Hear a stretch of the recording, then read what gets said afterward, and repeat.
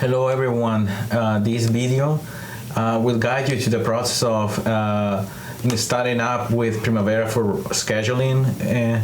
And this class actually we started in the classroom, but we couldn't finish. So I hope this video actually serves you to kick off using Primavera for the class. So I assuming that at this point you have all the software issues solved. So if not, just let me know so I can help you. So I'm gonna start by opening the software. So remember that you need to use a P6 professional software, either 23, 24, even 22 actually should be fine. So, and remember that this is only available for Windows. Primavera actually it works based on a database. So every time that you open the software, it will actually ask you to open that database, and that database is protected by a username and password. For some of you, actually, we set it up on class. Just be sure that you don't forget the access to that database. I mean, it's opening the Windows on my other screen. Okay. Important to notice is that Primavera always save the last stage of where you using the software. You don't need to save on Primavera. Automatically everything is saved. That makes things actually smoother if you're using the same computer, but it's a little bit more complicated if you're using multiple computers, because the database actually is more difficult to transfer to other computers. So it is a good practice to actually you work in a single computer for a specific assignment, and just finish everything on that computer. All right. When you open the software, typically you see this screen where you have the organization structure in place. I have more projects here because over time I've been adding projects as it goes. Typically you will see fewer projects here, but we're going to start by creating a new project in Primavera. Typically you need to define at what level you're going to create that project, and by selecting that specific item here. So this is in the organization or what specific discipline you're going to create that new project. So I'm going to create an engineering construction here. You can right click into that and then add a new project. And you will see this other screen here because you selected the engineering construction. Is showing here on the EPS, but if you can still change it if you need to something else, but I would leave it there just because that is where I want my project to be. You always need an ID for that for the projects, so I will use Lab 2 recording because I actually had a version that I started on class. And then name is going to be lab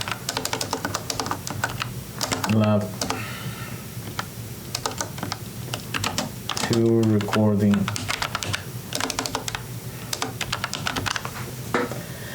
Everything else here typically it's as it is by default. The only thing that I will change is the project plan start. I actually decided to use the start of the semester for the projects that we're going to do in this class, so it should be fine. The 6th of January must finish by. You don't need to input anything right now. Everything else actually you just use the default. And the project actually is created here. You just see a new additional row on the hierarchy here. So we're going to open that project by right clicking into it and then opening the project. And this is actually what you're going to see when you create the new project. To kick off this, working with this, we're going to use a worksheet that I provided you on Canvas. That is, we're going to use also for the labs 2 and 3, because we're going to do the same with a Microsoft project. So we're going to use this small project where we have 10 activities.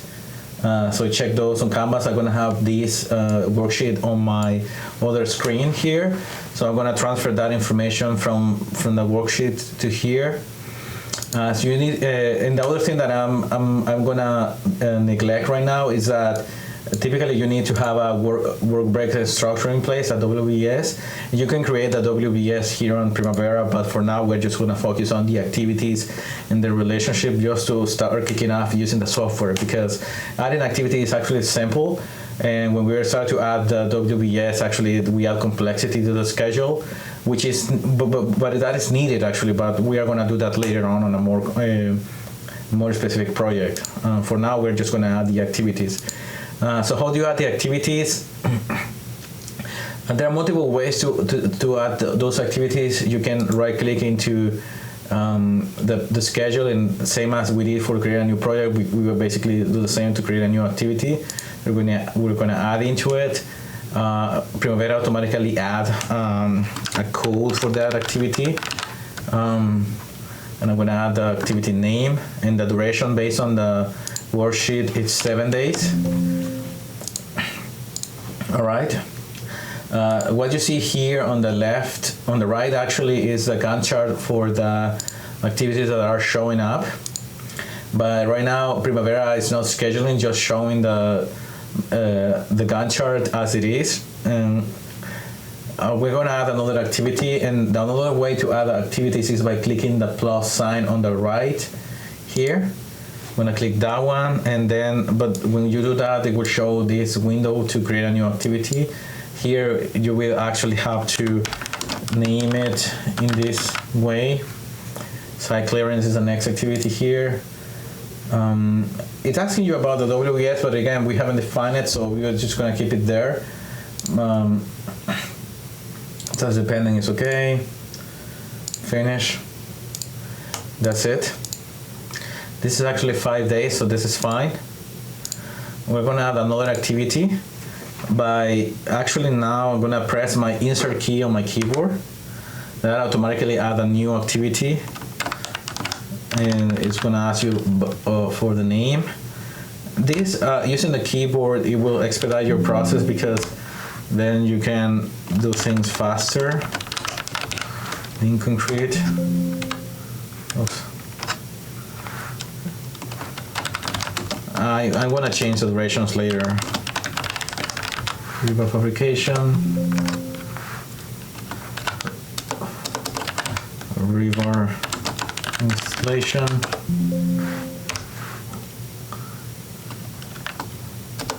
Formwork installation. Concrete. Oops.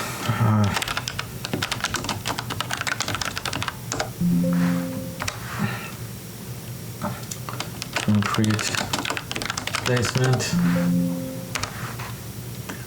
concrete curing,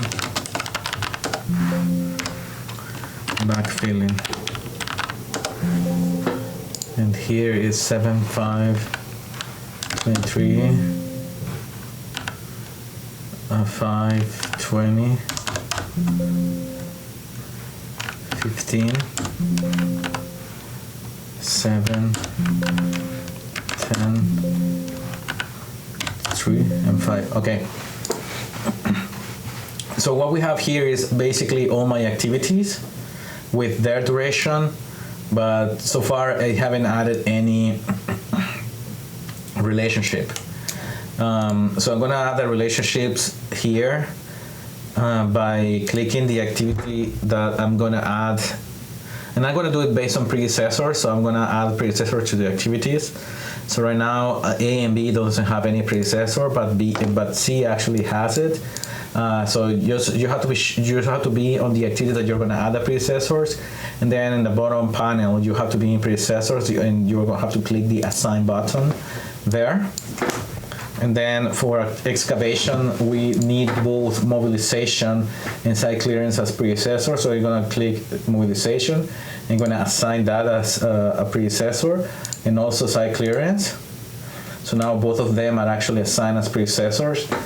Right now, the Gantt chart is showing with arrows those relationships, but they are not scheduling things, which means that to create move the activities to their respective planes in time, That is actually completed in a single process in Primavera when you schedule the project itself.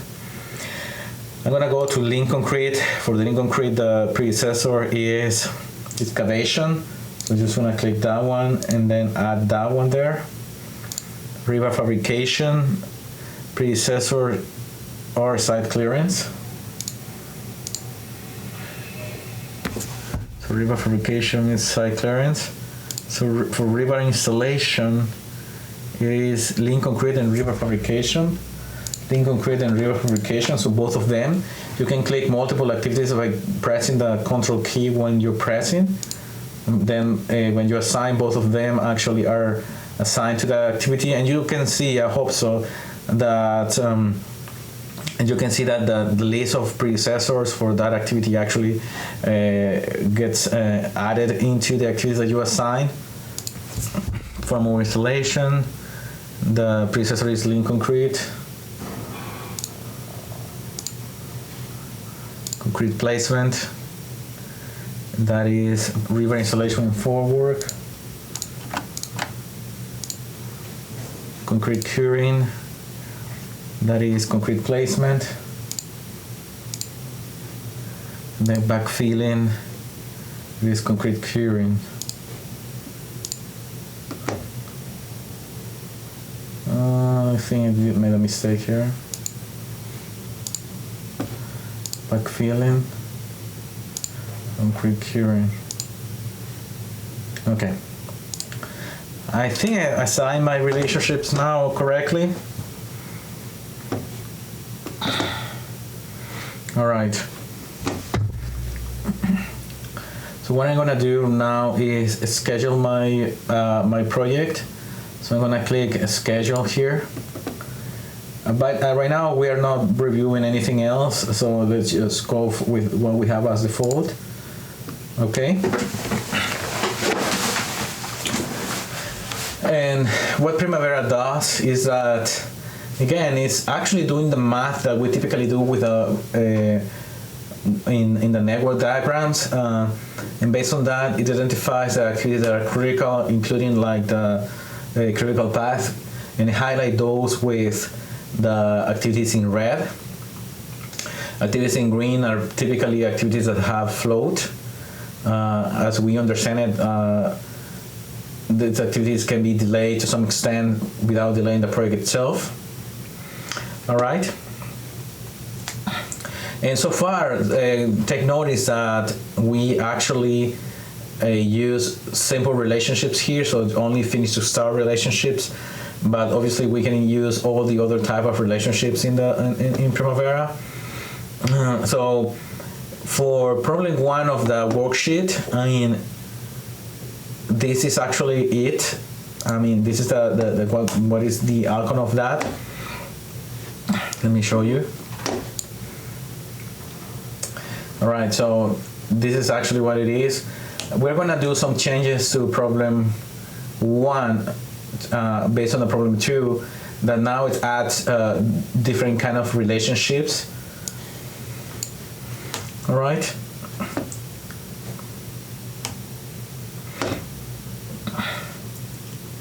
And by the way, you don't need to save anything in Primavera because these things are automatically saved. We're going to now just modify the relationship that we have in place. So now, based on the problem 2 of the worksheet, it says that activity B has a predecessor with relationship. Activity B has A as predecessor with a relationship SS plus 4. Okay, so we're gonna go to activity B. So predecessor with a relationship SS plus 4. And now we're gonna add a relationship, so it's gonna be activity A. It's gonna be a relationship here. We're gonna add it as a predecessor. Right now the relationship is finished to start, but actually the relationship in the problem 2 says that it is gonna be a start to start relationship with a lag of 4 days. So we're gonna change this to 4. Okay, so now that's showing. again, this is showing right now only with the arrows. Primavera hasn't scheduled anything so far, so we do that when we run the schedule as it is. The other change that Primavera that problem 2 is asking us is that the fs relationship between E and F is changed into fs minus 5. Okay, so I'm going to go to F. F is river installation,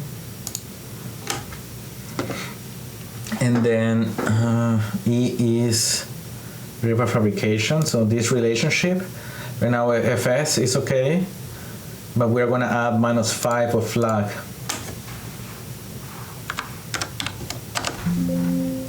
Okay, that is there.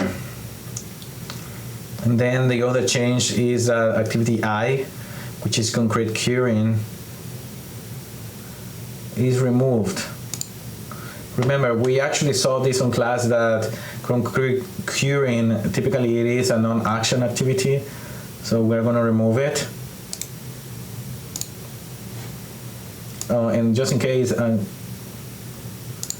you remove an activity by right-clicking to that one and then you delete it. It will ask for confirmation. Say yes to that. And then we're going to add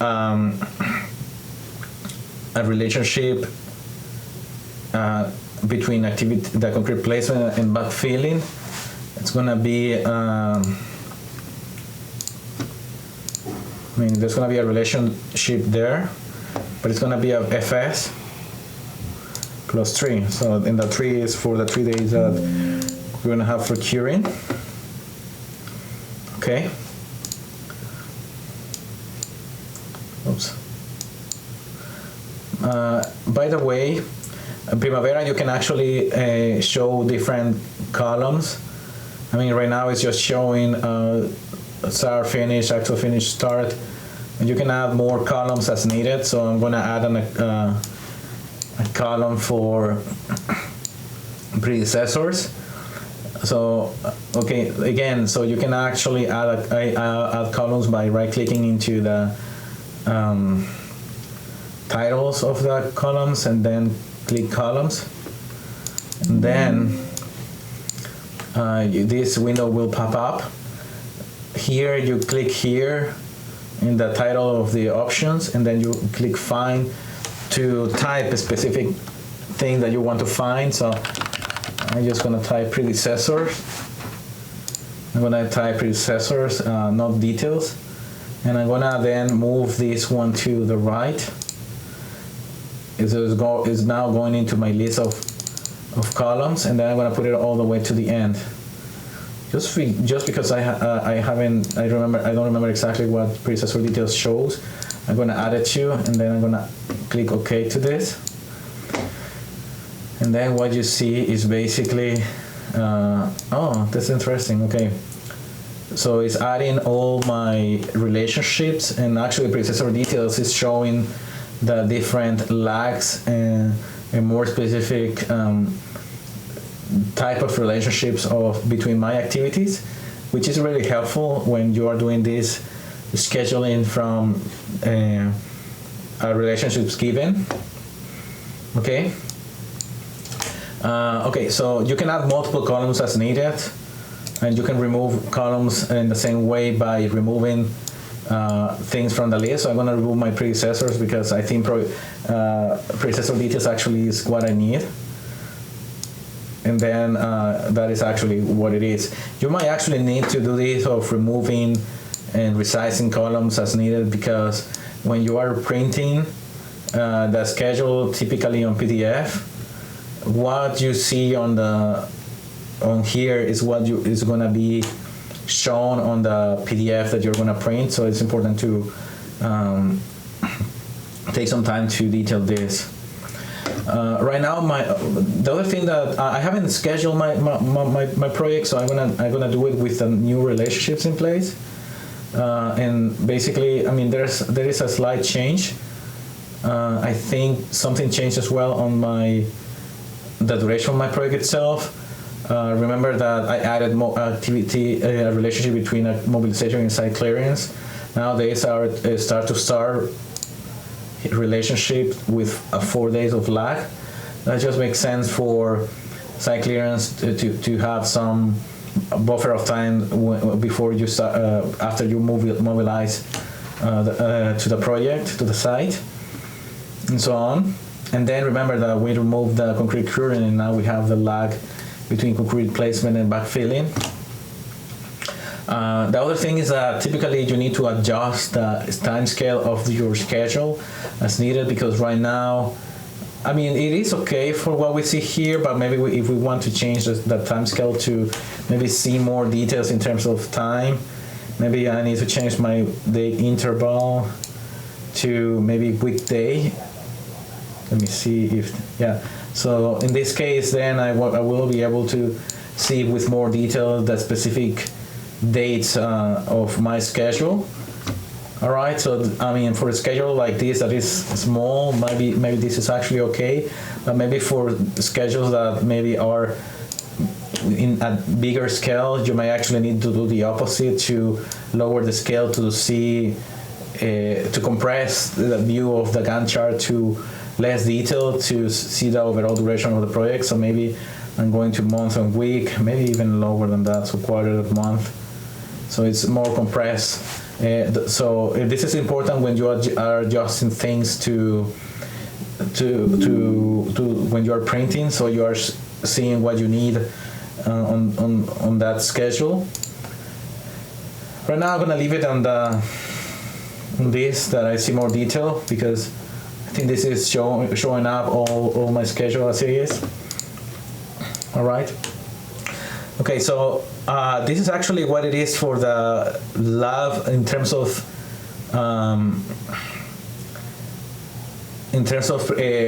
Primavera. All right. We are going to do this the same with Microsoft Project. But for now, this is it for today. Thank you.